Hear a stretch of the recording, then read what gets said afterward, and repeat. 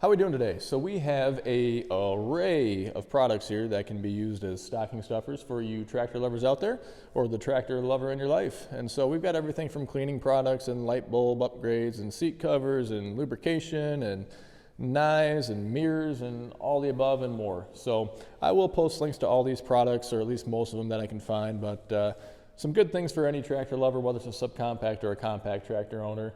And it doesn't have to necessarily be John Deere. It could be Kubota. It could be anybody else out there, okay? And so some of these you could even use on your cars, on your ATVs and UTVs and that kind of thing as well. If you wouldn't mind, please take a minute, subscribe to my YouTube channel, like my Facebook page, check out my other videos, and here we go.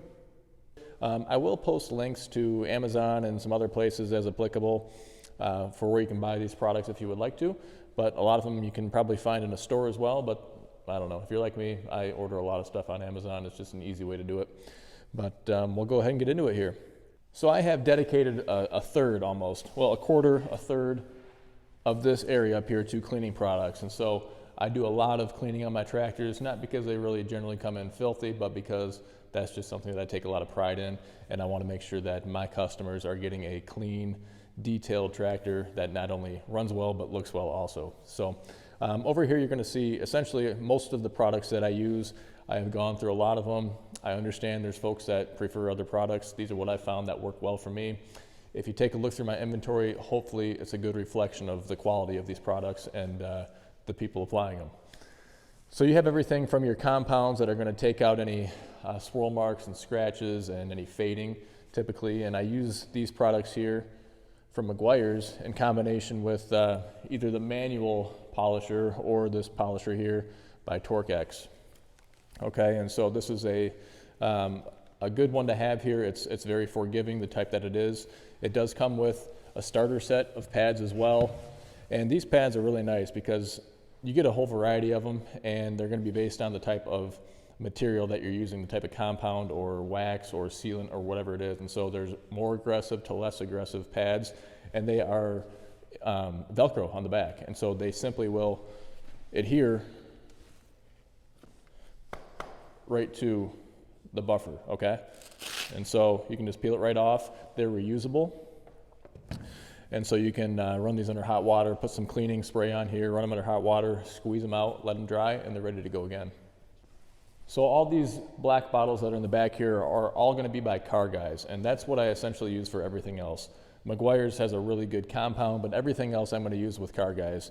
And the reason being is that I found their products to be very long lasting. And so there's a lot of products out there that are going to look good initially when you put them on, but the finish or the shine or the sheen or the protective nature of the product is going to diminish very quickly. And so I want something that once I do it once, boom, it's done and it's taken care of for a while, you know, whether that's a couple months or even up to a half a year, depending on what these are.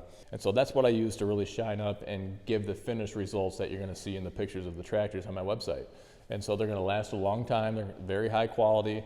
The liquid wax in particular is something you only need to apply maybe twice a year. It's going to really harden and coat right on there and seal everything in really well. And the good thing about these products is that you can use them not just on your tractor, but also on your vehicles and UTVs, ATVs, that kind of thing as well. So moving on down the line, next up here we have zip ties. Yeah, believe it or not, cheap thing to get. And what's special about these that I didn't really know anything about until not too long ago was that they have reusable ones. And so I'll show you here, but you can use a zip tie, you know, and I use these a lot on my tractors. If you have like the extra hoses there, you want to bundle them all together, or straps on a trailer. You know how those straps are always like 3 times as long as you need, and you have all the extra strap there. You can just bundle it up. You can get different lengths, but you can bundle them up. You know, typically this is it. You got to cut it off and boom, you're done with it. But with these, you can just push that little thing there, that little button or tab, and boom, it's undone. And then you can reuse it over and over, okay? So no waste, and they'll last forever, you know? So again, you can get variety packs in different sizes and lengths or larger, different weight capacities too, but I think they're one of the cooler things that are out there right now. So reusable zip ties. Next up, we have the suicide spinner. That's probably not politically correct, but the steering wheel spinner, knob spinner, that kind of thing. And so I love having these on my tractors. I know a lot of folks do. A lot of tractors that I get in stock have these on there. The owners probably wish they would have kept them, but these are very handy, make turning a lot easier to do. So pretty cheap. I'll post a link. Next up, you might have seen my other videos that I've done on the LED upgrade from the halogen, but these are going to be the two styles. You have an H4 style, which is going to be needed in your 1025Rs, your new style 2025Rs, 2032Rs, and 2038s. Essentially everything else in the John Deere world are going to have these. I don't know the model numbers for Kubotas or anything else at this moment. If you do know them, why don't you go ahead and share those model numbers? We can help some other folks out. But anyway, good upgrades here, pretty cheap to do, and you switch over from those old halogens to the LEDs. Nice. An important one this time of year, diesel anti-gel, diesel treatment, cold weather treatment. It's got a lot of different names to it, but essentially in wintertime, you know, diesel is more likely to gel up, and if it's sitting outside somewhere cold. And so I don't know all the particulars of diesel other than the fact that there's an amount of wax that's in the diesel, and in the wintertime that wax can harden, and that's the gelling that causes the hard starting issues or a lack of starting ability. And so if you get yourself some anti-gel and put it in your fuel tank, let it work its way through, you're going to be good to go. Now I will say that most stations, I don't know if it's a law or a regulation or not, but diesel at most stations at some point in the fall, whether it's October or November, is supposed to make it winter diesel. And so this shouldn't be required, but especially this time of year, if you're still trying to finish off your fuel that maybe you bought in the summer or early fall or whenever it may be. Either way, this is something that's pretty cheap, and it can definitely save you some headaches in the long run. Here we have a built-in or integrated pressure gauge for an air compressor line. Just, you know, hook up to your valve stem here. Has a quick disconnect here for the air compressor, and then the pressure gauge right here. So anyway, I'm glad I bought one of these a long time ago. It just makes things a little bit easier and simpler, but this is one of them. A lot of them out there. Some of these do have like a digital display. I haven't really got into that. I think the simple aspect of this probably works just fine for me, and one less thing to go wrong. But anyway, here you go. Cotter pins and lynch pins. You know, if you do a lot of attaching and detaching and things like that, these can come in really handy. So do you necessarily need a box this big? No. But I go through a lot of attaching and detaching myself, and it's just nice to have them on hand. You know, there's different sizes you can see in here. Same thing over here with these cotter pins, and it's just handy to have them around when you need them. And again, a pretty expensive thing, you know, and if you need one and you can't find it, man, it's a pain in the butt. So they're nice to have on hand. So next up, believe it or not, gloves. And so I bought 4 sets of gloves off of Amazon, different types, I don't know, 2 or 3 months ago. And I wanted to test them out. I use gloves all the time. And this happened to be my go-to set. I mean, the others were fine, but this is my go-to set. This was the set I decided to bring out to Montana on my hunting trip, just kind of as camp gloves. And really glad I did. We had temperatures that were even down to 0 and -10. These are not insulated, but we had to end up cutting down and splitting 7 smaller trees out there to heat all for firewood for the tent that we were in. We had a wood stove in there. And so these worked really well even for that. They've held up very well. They have good grip. They fit well. They're on and off easy. They do have a little, let's see, the little Velcro tab right here, but I hate the ones that have the big straps on there because I'm taking my gloves on and off a lot on a regular basis. And so I want a set that I can just take on and off really quick, which these do. They fit well, they feel well. They've got a little bit of protection here on the outside as well. But yeah, good overall gloves. So whether you get these or a different set, it's just an idea that, you know, if you're like me, you can never have too many sets of gloves. Well, if you have a quick hitch, well, first of all, let me back up. If you don't know what a quick hitch is, I'll post a link and you can watch the video because quick hitches are pretty awesome. So if you have a quick hitch, you need to have a set of these bushings for every attachment that you want to hook up to the quick hitch. So anything on the back side of the tractor, the 3-point hitch side of the tractor. So quick hitches require bushings. They're going to take it from a category 1 size to a category 3 size.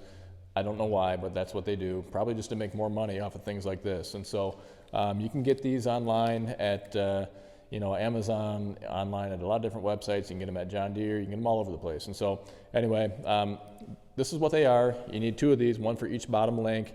Most of the time you can buy without the top link version of it, which I don't really ever run the top link version of it unless I have an extra top link bushing, on hand, and you do just fine. So, but this is what you need. It comes with a little pin here because you're going to slide this right over top of the category 1 pin that's on your attachment, and then you're going to use this little roll pin here, and you're going to pound it through the hole so it stays in place. So that's all that is. But anyway, so I'll post a link to these two.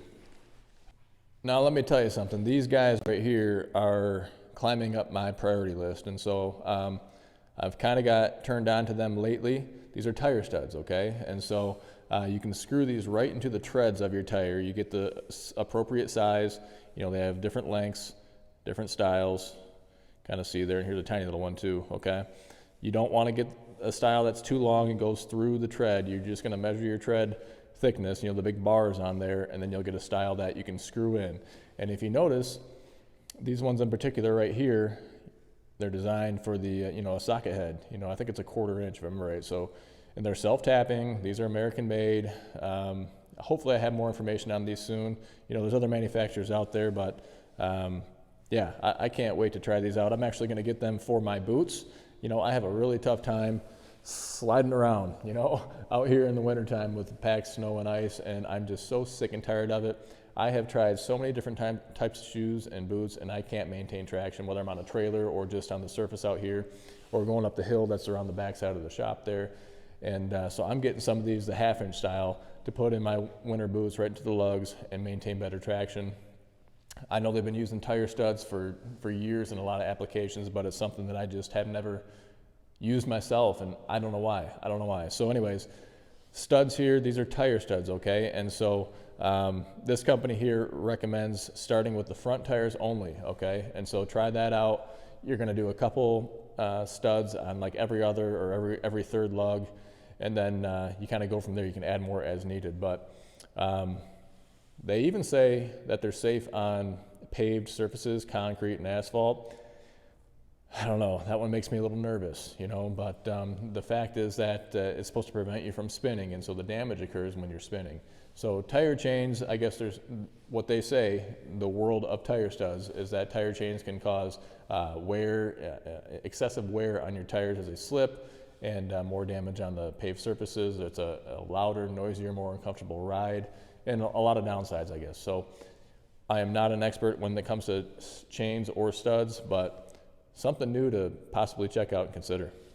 So I use one of these guys all the time, okay? And so you can take this pin out, you know, put it through your rear drawbar, for instance, if you're trailing down the road, and it's an easy way, lock it in place there. You can put a strap or a chain right through this opening here, work it right through there, and it's a place that there's gonna be no place for a strap, for instance, to get torn on, and it's just a good tie down point right on the back side of the tractor there. And you can just really tie that tractor down real tight right to the trailer. Shackle, I'll post a link. They have different sizes as well, but right around this size works well for me. Well, I had to throw either the Multitool or the folding knife on here. I mean, I use one of these things on a constant basis. I can't be without them. If I ever forget it, I feel like I'm naked. You just gotta have one of these with you at all times. So if you're looking for a good replacement, you know, I've had a Leatherman Wave like this. I think I've had this for close to 20 years. And this is a Benchmade knife here. I've had this for about 2 years now. I love this. I used to carry Kershaw's, but since I've gone to this Benchmade, I've never regretted it going back to a Kershaw. I just absolutely love the Benchmade. They are a little bit more money, but this blade is very sharp. It resharpens super easily. Lifetime warranty on here. You can even send them in for repair or resharpening or that kind of thing. You know, Leatherman, I think everybody knows about a Leatherman, but these things are just so versatile and handy to have around. And you know, when you're on a tractor, it's a good multi-tool to have. Yeah, John Deere seat cover. This is a fantastic item to get. I am debating whether or not to put one on my 4066R cab tractor. It is a cab tractor. It has a cloth seat on there. I probably should. I just haven't done so yet. If you saw my 3046R that I had one of these on there from the day I bought it. I mean, when I got it home, it was one of the first things I did was put the seat cover on. So I've seen a lot of tractors come in to me with gashes in them, you know, unintentional, but you have something in your pocket and you sit down and it just gashes it. And so this provides protection to that. Same thing with mildew and dirt and any other staining that could happen. And these seat covers are $35-ish plus or minus a little bit versus a new seat for a John Deere. If you're going OEM, you could be looking at $300 or $400. If you're going aftermarket, you're still probably looking at $150, $200, something like that. So good protection. They're washable. They're easy to install. It's worth doing. This is my first. I have not used it yet. People stinking love these things, the lock and lube grease coupler, okay? So I have yet to use one. It's just supposed to make staying on the grease zerk easier and you know, just doing a better job. So very popular. Again, I have not used one. They do also make a version that is longer. So if you have recessed zerks that are harder to get to, it's got a longer head on it or nozzle on it, so you can reach into harder to reach places and get it on there. And in those awkward scenarios when you're trying to get it to stay on and get the grease and pump the grease in there, I can see where this is really handy. So check it out if you'd like. So there's a couple others I thought we'd just zoom in on and show you, but lubrications are fantastic. And so there's a lot better stuff out there than plain old WD-40. You can see the white lithium grease, the gel lubricant, and the water resistant silicone, okay? Yes, oh, also the dry lube with Teflon, okay? And so there's a lot of products out there. I kind of use them for different applications, but you know, I like to have all of them on hand for different things that I'm doing. So it really helps with getting your PTO on and off, you know, on the shaft. That can be a bear and a chore to do, and so get yourself some of these and it'll make life easier. Loader mirrors are a great one, and you don't always have to get both. You can buy these individually, and you can get a smaller size as well. That's a pretty big one that's hanging out in there, but you can get a smaller size, but it's really nice to have that visibility. If you've ever driven a tractor with these side view mirrors, it's a nice convenience to have on there. They're simply going to bolt on right through this hole right here, which is super easy to do. And you may have seen it. I did have a tractor recently that had those mirrors bolted on the side there. It's a really nice thing to have there, and I'd recommend it if you haven't done so. Yeah, one of the other products that's nice to have is a section of chain, okay? And so I went to Ace Hardware, got a chunk of chain, the heavy stuff, got a little coupling here to chain it together, and then got myself a little hook to put on the end. And so if you want to move something around, you know, you can easily do that if you want to hook into it. You know, you can also loosen up this turnbuckle here and make this loop a larger size or a smaller size and that kind of thing. So going along with this, and I'll see if I can find a picture or a video or something, but you can get bolt-on hooks that can bolt on to your bucket, which are really nice to have as well. You can also get a bolt-on receiver for you 1025 owners that don't have a rear receiver or drawbar on your tractor, and maybe even the 2 Series owners as well. You can get a Hitch receiver on there, that kind of thing, from Ken's Bolt-On Hooks. Ken's Bolt-On Hooks has just a lot of stuff for your tractors, for you John Deere guys, your 1 Series, your 2 Series, even your 3 Series. Check out Bolt-On Hooks. He's just got all sorts of things. Probably order early though, because I know he does get super busy and he will sell out this time of year. A couple of the other products that I saw online that I thought were pretty cool one was a gun rack that you can add on to the back of the ROPS. So you can kind of fit it right in there. I think it's called a tag along or something like that. And it fits right between the ROPS on your tractor there, and you can put a rifle right along back. So I always thought that'd be pretty sweet to get, but I have yet to get one. Along those same lines, fitting in between the ROPS, I've seen a big tool tray that you can get. And so that's one of the things that's lacking always on a tractor is storage space for tools and maybe chain or spray or whatever it might be. And so this big tool tray can fit right in between the ROPS posts on your tractor as well. That's pretty sweet. Another thing I've seen is a heated or cooled seat pad, and so that can make life a little bit more comfortable on you open station operators out there, particularly in the wintertime when it can get frigid if you're going to be sitting on your tractor for a long period of time. These seat heaters simply just plug into your 12-volt convenience outlet that's found on your tractor. Hey guys, well thanks so much for watching. Hopefully this gives you some ways to make some tractor lovers in your family a little happier this Christmas time. And if you have any questions, feel free to shoot me an email, leave a comment down below. Let me know if you think of another product too. So this is just kind of a cool array here of things that I had kind of around the shop and everything else, and things that I use and things that I find helpful. So please subscribe to my YouTube channel, like my Facebook page, check out my other videos, and we'll see you in the next one. Take care.